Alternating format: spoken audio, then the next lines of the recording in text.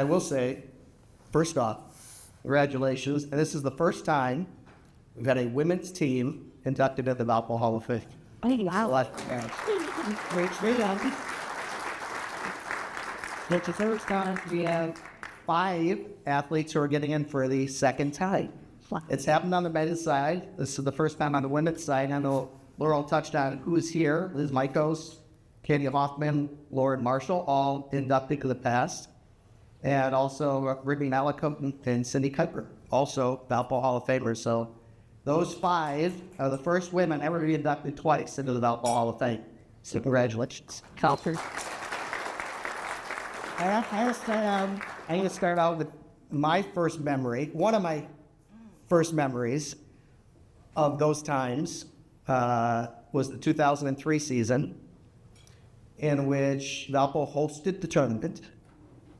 And we had a banquet the night before the start of the semifinals. I was hosting the banquet, and I remember very well announcing Carin Avery as the 2003 Mid-Con Coach of the Year. Unfortunately, she's not here right now. She's in labor. That had to be a wild couple months. Yeah. Let's talk about, you can start from, you knew this was going to happen. That was great. Late in the season. Great timing. It was, thank goodness, for not just the team at that time. They were wonderful. It was not easy. I went through the whole season very, very pregnant, obviously. Thank God I had a wonderful assistant, Sue, that not only took care of the team, but helped take care of me. Had a great trainer, Denise. I think Denise is here. Criswell, she took care of me. I had a lot of help and a lot of people taking care of me. They also, we played at the time in Louisiana and Oklahoma, and I couldn't fly, and we drove all the way to twice. We drove all the way to Oklahoma twice, drove all the way to Louisiana. So the team had a lot of sacrifices in that season for me, thank goodness, in order for me to coach the whole entire season. But it is a really great story. I'll try to keep it short and sweet, but my husband was coaching at Notre Dame at the time, soccer. We went to the doctor a day before the banquet and the semifinal was going to start, and the doctor's like, "Oh, you're fine, go to Valpo." I had my bags packed, ready to go. He said, "I'll see you in probably a week or two." That night, I was really struggling. I woke up in the morning, thought it was heartburn. I was fine. Could barely walk, but I still was going to go to Valpo. And finally, my husband is like, "You have got to go to the hospital. I really think you're in labor." But I so did not want to miss the tournament. But we went into the hospital, obviously, gave birth. And then I had to stay in the hospital, I believe, for 42 hours. And at the 42nd hour, we blazed out of there, drove an hour to Valpo, and I think we made it, like 40 minutes before game time. And honestly, I had my sweats on, had all my bracelets on still from the hospital, but it was an amazing 3 days. Not only did we give birth to our first son, but Notre Dame had won their conference tournament 2 days before and got to go to the NCAA tournament, gave birth to Alex, and then we won and got to go to the NCAA tournament. So talk about an amazing 3 days of our life. These 2 young ladies were on that team in 2003. Sara Beck, we'll start with you. You were kind of the start of the libero run, Yep. right? You were local from Michigan City. How'd you end up coming to Valpo? Well, at the time I was being recruited, Becky Madden was the head coach and Karen's the assistant, and it was just a perfect fit for me. It was close to home, and the culture that Karen was raised, the team, was something that I really looked for.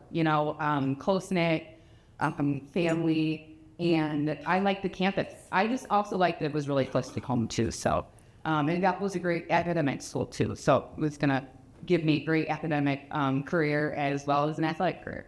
All right, so Becky stepped down, I think it was 2002. So you got off to a roaring start there. 2003 was the first kind of full year. You coached in 2002, but 2003 was like your first full year as head coach. And it obviously was an amazing run. The libero position, let's talk on that now that Sarah's up here. this has been an incredible one. Yes.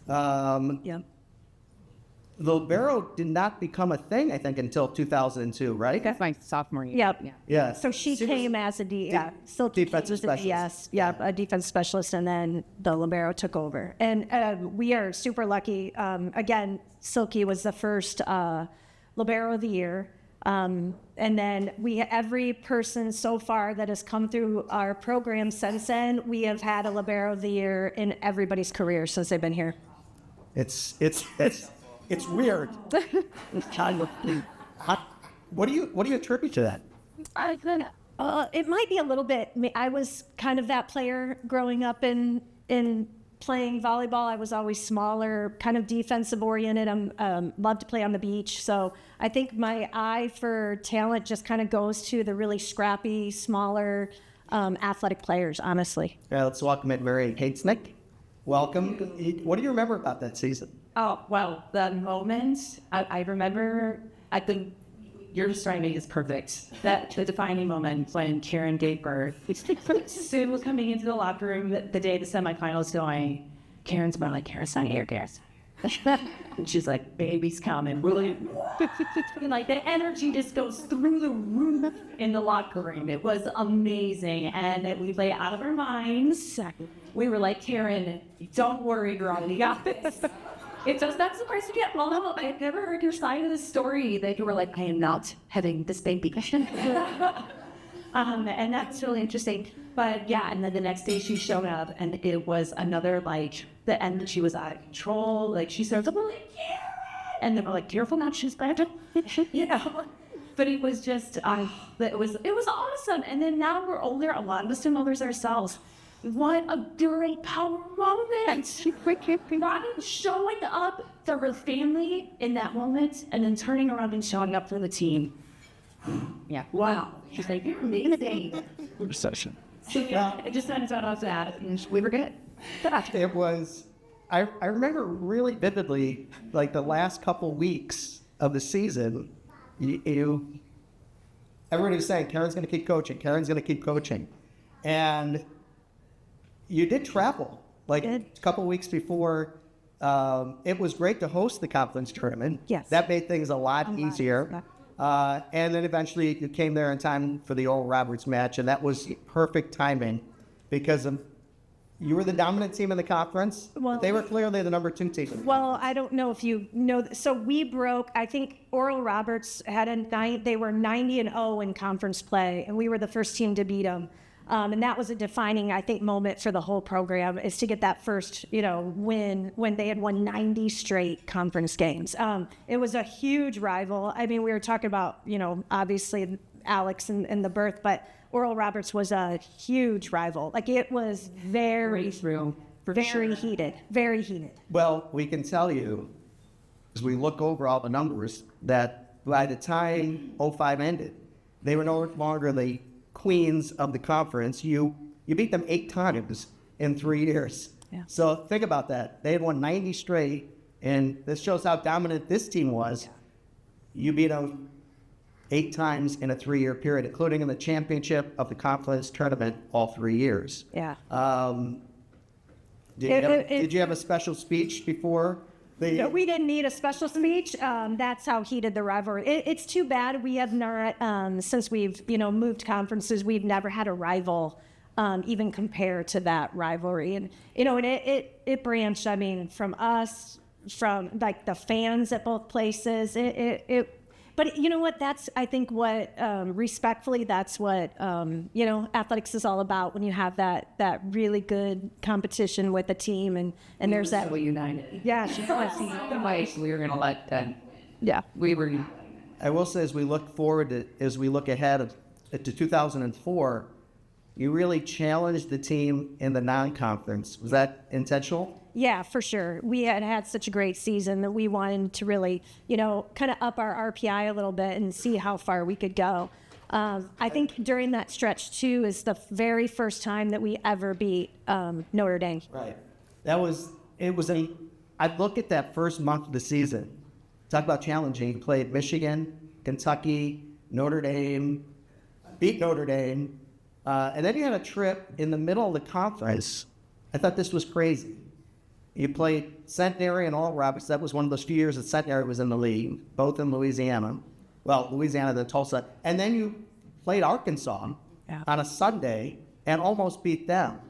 Three matches in 3 days. It was like you were preparing for the conference tournament. Yeah, definitely. And, to be fair, Centenary wasn't the greatest team in the world.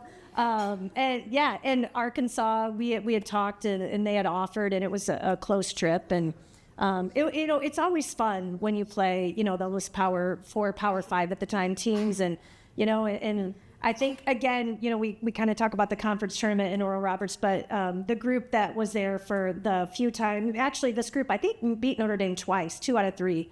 And that was, again, we have a lot of local girls on our team, and it is the University of Notre Dame, and that was a huge win for this program and for us, for sure. Yeah, and you lost 5 matches that year. They were all the high majors.